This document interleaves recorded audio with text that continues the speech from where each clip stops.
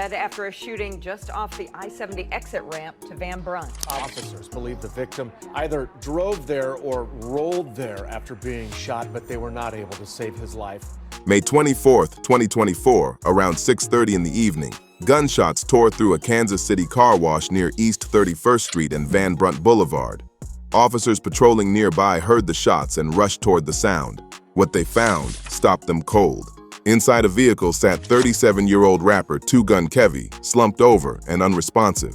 His body had been torn apart by bullets. He had been free for exactly 12 weeks. 12 weeks rebuilding his life. 12 weeks focused on music, family, and business. 12 weeks believing he could finally leave the violence behind. But in Kansas City, the streets have long memories. And that Friday evening, someone decided Kevon Bickford's second chance was over, where we break down cases that shatter families and leave communities desperate for answers. Kevon Darnell Bickford was born June 7, 1986, in Kansas City, Missouri. He was raised by Shannon Jackson Grine and Darnell Bickford, alongside 6 siblings in a family that meant everything to him. Kevon was a father to 3 children, Kevon Jr., Kamaya, and Cody, and a devoted partner to Tola. Those closest to him described him as quick-witted, encouraging, and loyal, someone who believed in others even when they didn't believe in themselves. Music came naturally to him. Writing and rhythm were his escape, a way to turn real-life experiences into powerful verses. But Kevon wasn't just an artist. He was also an entrepreneur. He owned a logistics company, worked as an auto broker, and taught others about financial independence. His hustle was relentless. He even won a Kansas City People's Choice Award for his music, proof his talent reached beyond the streets. When he wasn't working or recording, he spent time with his kids and family. Laughter, connection, and presence mattered most to him. But there was another side to Kevon's story. Growing up in Kansas City meant growing up around gangs. Eventually, he became affiliated with the Click Clack Gang, a name meant to warn as much as it identified. Fake nails, got fake Gucci, fake Louis, fake Prada. This is fake. And then y'all take all that fake and put it on a filter. By his early 20s, he was deep in that life. Between ages 20 and 23, he was arrested 8 times on charges ranging from drug distribution to firearm offenses. In 2007, things escalated. Kevon was charged with murder and shooting from a vehicle. Those charges pushed Kevon deeper into the federal system, where the consequences were far more severe than anything he had faced before. But even then, the violence didn't stop. In 2008, Kevon was shot multiple times during a gang-related incident. One of the bullets struck him in the face. He survived, but barely, ending up in the hospital bleeding and in pain. Police showed up at his bedside looking for answers. They wanted names. They wanted details. They wanted him to cooperate. Kevon refused. His response would later become infamous. He told investigators that even if he knew who shot him, he would not prosecute. He said he was not a snitch or a rat and didn't associate with rats, adding that his gang had dealt with informants before. That statement summed up the code he lived by. In the streets, cooperating with police was considered the ultimate betrayal. Snitches get stitches wasn't just a phrase, it was enforced with violence. Kevon had seen firsthand what happened to people who broke that code, and he wasn't willing to become one of them. At the same time, Kevon admitted something that revealed an internal conflict. He told investigators he wanted out of the gang life. He didn't want to get shot again, and he didn't want to shoot anyone else. He recognized the cycle he was trapped in, even if he didn't yet know how to escape it. By 2011, the federal government moved decisively. Kevon was indicted on serious charges tied to his gang involvement and eventually sentenced to 9 years in federal prison. He entered the system in 2015 and wouldn't walk free until early 2024. Prison time moves differently. Days blur together, months stretch endlessly. For nearly a decade, Kevon was separated from his family, his children, and his city. But that time also gave him something he'd never truly had before: space. Space to reflect, space to plan, space to imagine a different future.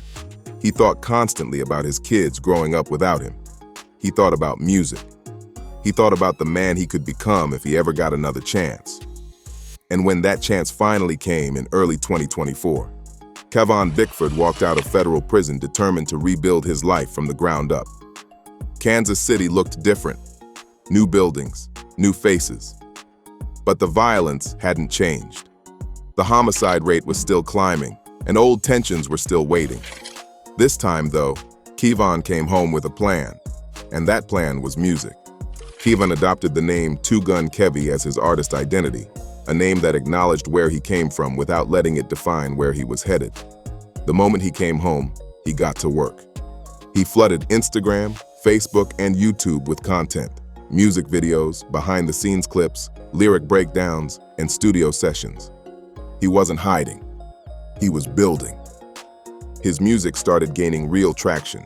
Tracks like Rats and Rap Cats spoke directly to his experiences, raw and unfiltered, but it was his song vent that truly broke through.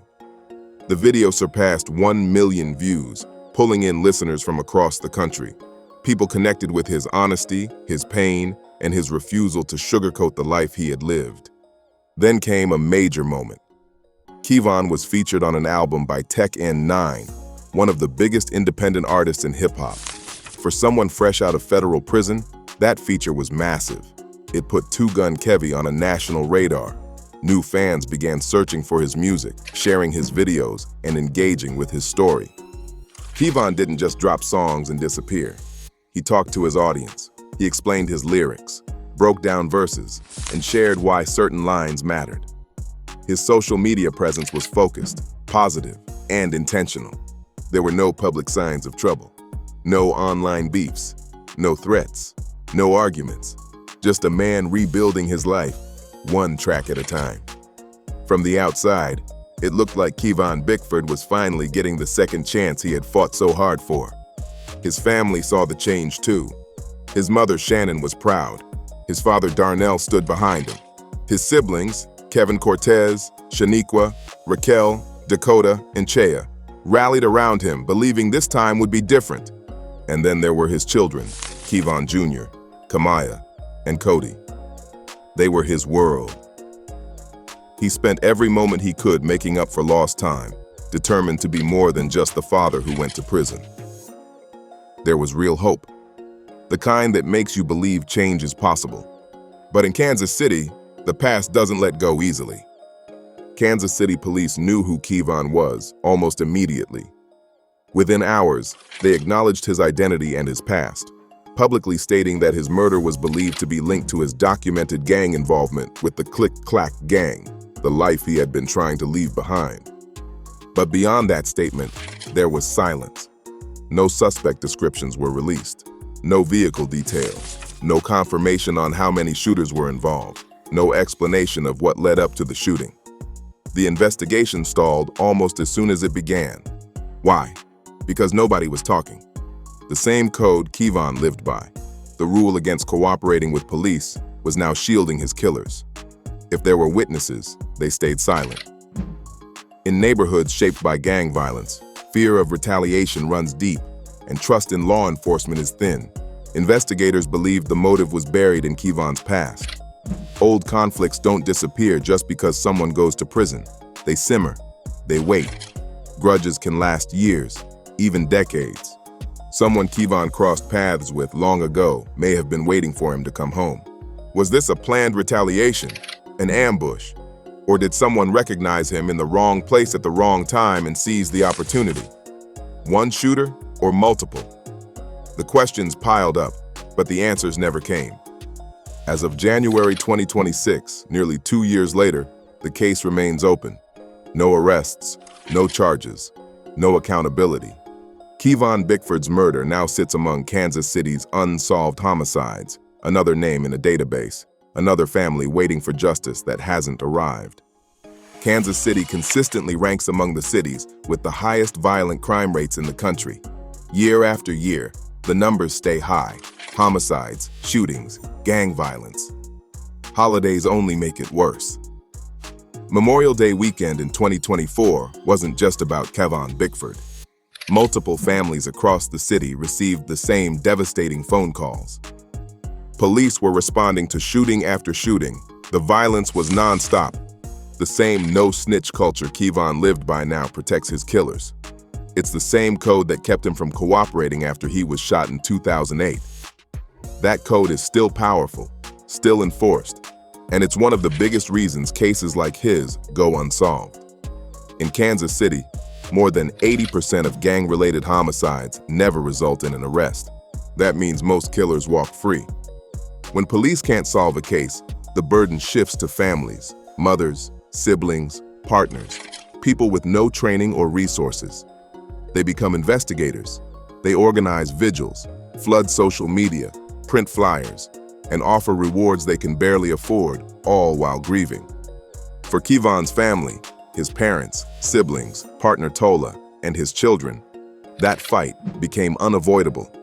If they wanted answers, they had to chase them themselves. But searching for justice while drowning in grief is exhausting, painful, and often leads nowhere.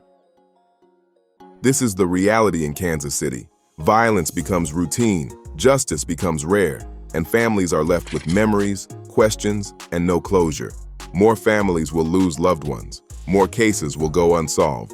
More lives will be cut short unless something changes. This is where the conversation has to go deeper. What does it actually take to escape a violent past? And is it even possible in cities like Kansas City? Right now, the system fails people coming home from prison.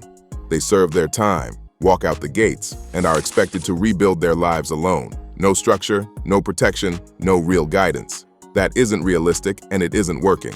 Re-entry programs matter, real ones. Programs that offer job training, counseling, and actual pathways out of gang life. People need support, not just supervision. Kansas City has credible messenger programs that pair returning citizens with mentors who've lived that life and survived it. The data shows these programs can reduce repeat offenses by up to 30%. Kevon had skills. He ran businesses. He understood legitimate hustle. But even with that, he was isolated and vulnerable. Imagine if he'd had mentors checking in on him, not to police him, but to protect him. Creative outlets matter too. Music saved Kevon more than once. Programs that invest in arts, writing, and expression give people purpose and identity beyond the streets. You can't expect people to succeed if you don't give them tools. Re-entry support isn't just about reducing crime. It's about giving people a real chance to live. And without it, stories like Kevon's will keep repeating. People also need to believe that speaking up won't cost them their lives. Right now, fear controls too many neighborhoods. Witnesses stay silent because they don't trust the system to protect them, and that silence keeps killers free. Rebuilding trust between police and communities is hard, but it's necessary. Community policing, where officers actually know and serve the people around them, can make a real difference. Economic opportunity matters just as much. Jobs reduce the pull of gang life. When people see real ways to make money and build futures, the streets lose their grip. Investment in job training, small businesses, and local development can change entire neighborhoods. Early intervention is key. Kids need options before gangs become their only path. After-school programs, mentorship, sports, and arts give young people alternatives and hope. Breaking the cycle means stopping it before it starts. Kevon Bickford's death didn't have to happen. With the right support, he might still be alive, making music, raising his kids, building his businesses. We can't bring him back, but we can learn from his story. Someone knows who pulled the trigger on May 24, 2024. That truth lives somewhere in Kansas City, buried under fear and loyalty. Kevon wasn't perfect, but he served his time and tried to change, and that should have mattered.